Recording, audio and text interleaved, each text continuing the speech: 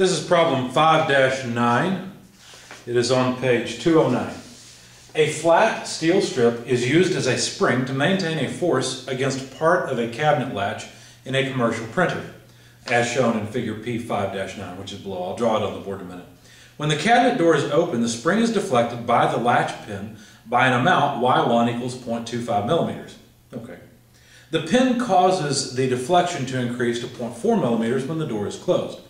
And what we're supposed to do is draw the stress over time. We're supposed to find the minimum and maximum stresses, the amplitude of stress variation, and the mean stress as well. But this is a little bit of a complicated analysis. Let me draw the figure and you'll see why. Here's some of the cabinet. And there's a support that I'll cut off here and just draw it out something like this. There's also a support down here, and I'm going to make it come out just a little farther. And the spring is actually mounted in this support. So its default undeflected configuration is like this. So it's fixed on this end, but it can pivot on this end. And the reason it pivots is because there's a pin, and I'm going to draw the pin right here. I'm going to draw it in the first state, the first deflected state. Let me draw the spring deflected. Now, if the spring's deflected because it's being pushed in by the pin, well, it's tangent to the pin there. And of course, it's able to just, let's see, let me draw this. Yeah, that's better. It's able to pivot here, so it's just, you know, it's going to be bent between these two, but after, I should have exaggerated the bend a little bit, I guess. I don't know if that's any better. But then after that, it'll just continue on straight.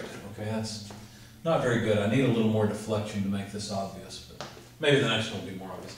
On the other end, it can't deflect down in the material, pardon me. It can't deflect, so it has to come away straight, tangent to the line, and then come off like that, you see. So the deflection of this beam, which is what it really is, there's force from the pin pushing it in here, there's a moment and a reaction here, and there's a reaction force here. Technically, this is an indeterminate beam. Now, some of the distances, let's see, this will work, from here to here, essentially the length of the beam, is 40 millimeters. Let me pull it out a little bit. There we go. So 40 millimeters, and the pin is at a height of 15 millimeters. Okay? Now this deflection here, this Y1 deflection, is the 0.25 millimeters, okay, at the pin. But there's another deflected position. The pin can be pushed in even farther, and in that case, the deflected shape would look something like, let's see, 25, let's take it to about there, just so that I can illustrate it. In that case, we still have to come off tangent. It's going to bend even more. And then go like that, something like that, and then straight off at the end. Okay? So there's the second deflected position when the pin moves all the way in. Okay? So from here to here, Y2 must be 0.40 millimeters. That's what they gave us. The cross-sectional properties of this beam, this spring, is as follows. It's just a simple rectangle. Now it's down here. The thin dimension is right here, and then the thick dimension is coming out towards us. Okay, so this is 5 millimeters by 0.6 millimeters in thickness. Okay, so we've been in it about this axis. Okay. Since we've got this, we may as well go ahead and calculate the second moment of area, since we will need it. 1/12 BH cubed. Well, 5 millimeters is the base. The height is 0.6 millimeters. Has to be cubed divided by 12. When you plug all that in your calculator, you get 0.09 millimeters to the fourth. Okay? So we've got to find all the stresses, sketch them, and so forth. Now, the problem is we're not given the load. Well, why do we need the load? Well, if I'm going to get the moment in the beam, I'm going to need how much load is applied. I don't know how much force the pin is pushing in with. I've got to calculate it. Well, how can I calculate it? Well, I've got the geometric stiffness of the spring. I know that it's made of steel. That was given in the problem statement. So that's the material stiffness. So I should be able to figure out, given the deflection, what load would cause that deflection. But I have to use the right case. In your book, if you'll go to page 738, you'll find that we're in the beam deflection area. And in fact, the second case lower on the page matches exactly what we've got. We just have to take this and, let's see, turn it like this, basically. Because we've got a fixed condition at the bottom and a pinned condition at the top. Now the force is pushing in the other way, so we actually have kind of a mirror image here. But this beam solution does match our problem. So we can write down the equation for the deflection of the load at what they call B. They call this point B. Let's see, I guess I'll put it right here. They call this point at the fixed end A and this point at the other end C. They call the distance here, lowercase a, between A and B. The overall length is called L, and then this other distance, which I have not marked, which is obviously 25 millimeters. Now don't tell anybody, I'm going to put a dimension on the part. Okay, that'll be our little secret. That dimension they call lowercase b. Okay. Now the deflection at B is related to the load as follows. Let's see, it's negative P A cubed B squared over 12EI L cubed 3L plus B. Okay, we'll need some more equations from this a little bit later, but for now that's enough. We know what little a, b, and L are, so we can plug everything into this equation. We know what the deflection is as well, so couldn't we rearrange this and solve for P? In that case, doing the algebra, P would be negative YB, move to the negative sign to the other side, multiplied by 12EIL cubed, moving this to the other side, dividing then by what's left, A cubed B squared, and dividing by 3L plus B. And now we've solved the algebra and we've got P by itself. Now I'm going to use a material stiffness of 207 gigapascals because that's the normal stiffness, the normal material stiffness of steel. So let's see what we get, for example, for case 1. Case 1 is where it's deflected by 0.25 millimeters. Well, you've got to be careful because we've got a negative side here, and obviously the force is pushing this way and the deflection is going this way. And in the solution, in the text, the negative y simply means that it's going in the direction of the force. That's all that it means. The deflection is going in the direction of the force. So I don't really care about this negative sign. Okay, this is just a coordinate system. That's the only reason there's a negative sign there. Okay, so let's just plug in YB, or the deflection of the pin, which is 0.25 millimeters. 12 times 207 gigapascals times I, 0.09 millimeters to the fourth, times L. Well, L is the length, 40 millimeters, but that has to be cubed. There's the numerator. For the denominator, A is 15 millimeters, and that has to be cubed. B is 25 millimeters, and that must be squared. And then we need 3 times L, but L is just 40 millimeters, plus B, but B is just 25 millimeters. Now, checking the units, what do we have? Well, let's see, we've got gigapascals here, we've got how many millimeters? Well, there's 1 millimeter, there's 2 more, there's 3 more. Okay, so it looks like we got millimeters to the 6th power. Now that doesn't sound right. I thought I had, yeah, I guess I did. That's fine. Okay. I was thinking I had 7. It must be the numerator or something that has 7. Let's count them. 1, no, there's 8. So millimeters to the 8th power over millimeters to the 6th. So ultimately we'll end up with gigapascals times millimeters squared, right? What is a gigapascal times a meter squared? Well, a gigapascal is a kilonewton per millimeter squared. So if we have a gigapascal times a millimeter squared, then we must have a kilonewton, okay? So the results here are going to be in kilonewtons. So once we plug all this into our calculator, we can find that the number is about 0.0117 kilonewtons, but that is 11.7 newtons.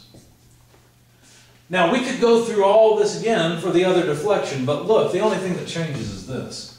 So shouldn't we just scale it and say that P2 equals P1 multiplied by 0.40 over 0.25? Both of these have units of millimeters. And if you do that, you'll find that this is 18.7 newtons. So now we know how much force there is for state 1. It's 11.7 newtons. And for state 2, the pen has to apply P2 equal to 18.7 newtons. Okay? So now we've got the loads. Well, that's a good thing because we like to get the stresses next. And to get the stress, we need the load. Now this is just a beam. And that beam does have shear in it, but we're going to neglect the shear because it's not really the shear that causes problems in beams usually. It's the moment that causes problems. Now we could go through and draw a shear and moment diagram, but that's already been done for us in the solution. So why bother? As a matter of fact, there are 2 points where the moment is maximum. Let me try to draw this on its side. I didn't include this in my solution when I wrote it out, but I'll try to draw it. Let's see. So basically, the moment diagram looks something like this. It starts off negative here, goes up to a positive moment at the pen, and then down to 0 at the end. And the reason it has to come to 0 at the end is because there can't be any moment applied to the beam here. It's just a pivot point. Pivot points don't apply any moment. Okay? So this is the moment at A, here's the moment at B, and we don't have to calculate it because they gave us equations for them. Now we don't know yet which one's bigger. Let's find out. The moment at A is negative PAB, let's see, over 2L squared multiplied by B plus L. The moment at B is PA squared B divided by 2L cubed times B plus 2L. And it depends on the geometry as to which one will be bigger. At least that's the way it seems to me. So I decided to go ahead and plug in A, B, and L and see what happens. I'm not going to plug in P yet, but A, well, A is 15. I'm going to drop the units for just a second because we'll have millimeters times millimeters over millimeters times millimeters, so those have no unit. We'll have millimeters here. So it's Newton millimeters, and that's a moment, which makes sense. I'm just going to plug in the numbers so I can save some time. A is 15, B is 25, 2 times 40 squared, because 40 is the length, 25 plus 40. Okay? All I really care about is this little piece. I want to see how big that piece is. And the answer is, this comes out to negative 7.617p. This one, on the other hand, the moment at B is P times, well, let's see, A is 15 squared, B is 25, L is 40, B is 25, L is still 40, there we go. So again, calculating just this piece, you find that this comes out to, let's see, make sure I didn't make any mistakes here. Yeah, we're 4.614 p.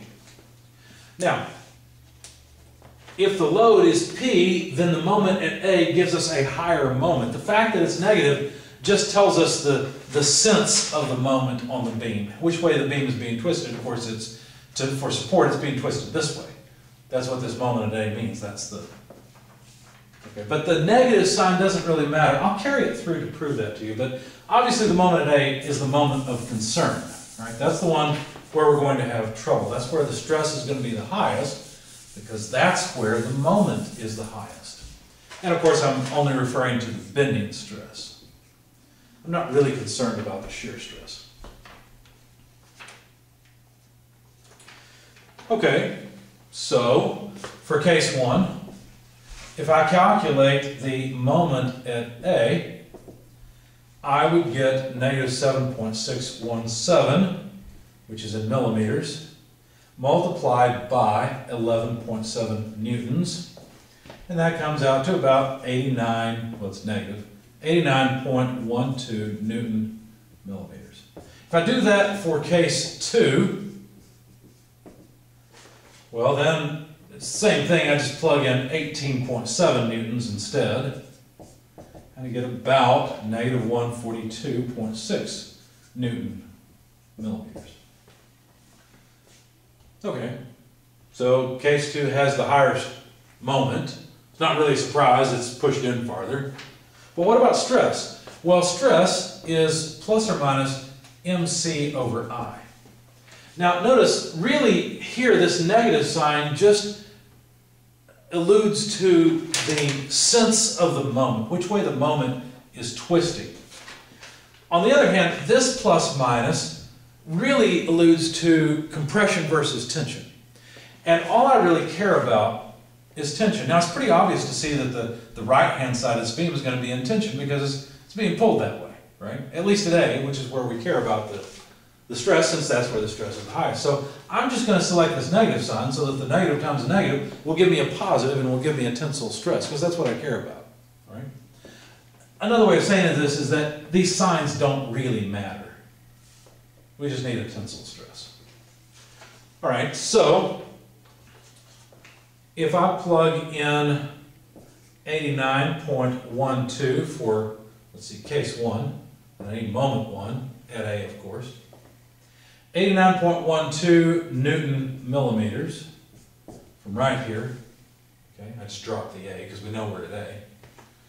C, what is C? Well, C is the half thickness. It's the distance from the neutral axis to the outer fiber. That's going to be half of 0.6, so 0.6 millimeters by 2 is C. And then I is calculated up here, 0.09 millimeters to the fourth. Now we've got millimeters times millimeters over millimeters to the fourth. We're going to end up with millimeters squared in the denominator. But we'll have Newton per millimeter squared. What is a Newton per millimeter squared? It's a megapascal.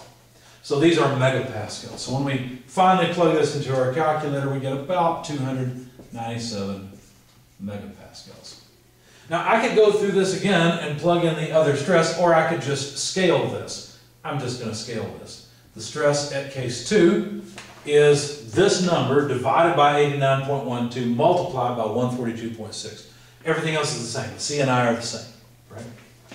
So when you do that, you come up with a stress for case 2 of 475.3 megapascals.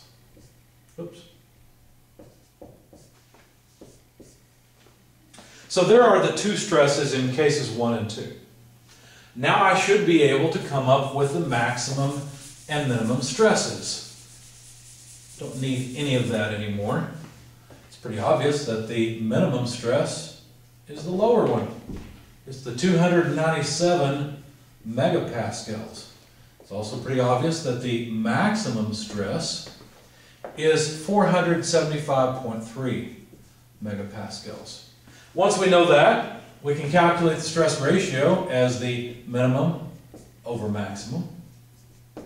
And so that's 297 over 475.3. That comes out to, well, actually, if you go back and realize that you realize we've carried through C and I, we've carried through a bunch of things that we really didn't have to. It's really the ratio of y1 and y2. That's all it really is.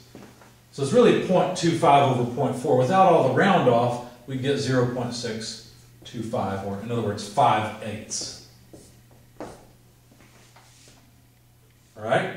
Let me change pens because this one seems to be dying on me. See if this one's any better. Oh yeah, that's better. Not perfect, but better.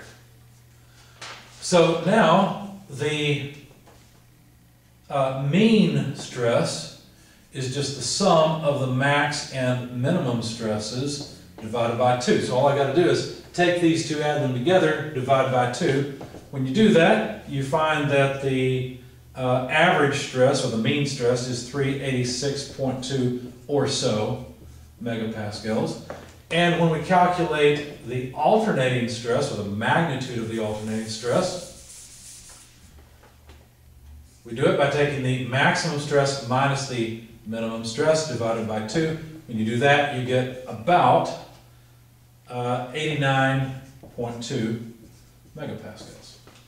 Now the last thing was to sketch this variance over time. Notice that the max and min are both tensile stresses, which makes sense. This side of the spring on the right-hand side remains in tension as the pin moves back and forth. So the stress in megapascals will vary between the minimum of 297 and the maximum of 475.3, with an average or mean stress of 386.2 megapascals and an amplitude of 89.2. So this amplitude, 89.2 megapascals. Let me move the variance over here. And I guess it looks something like this. I don't know exactly how it varies. I mean, I guess if you slam the cabinet door, maybe the stress would change a lot faster, but there's the idea of the stresses that this spring experiences.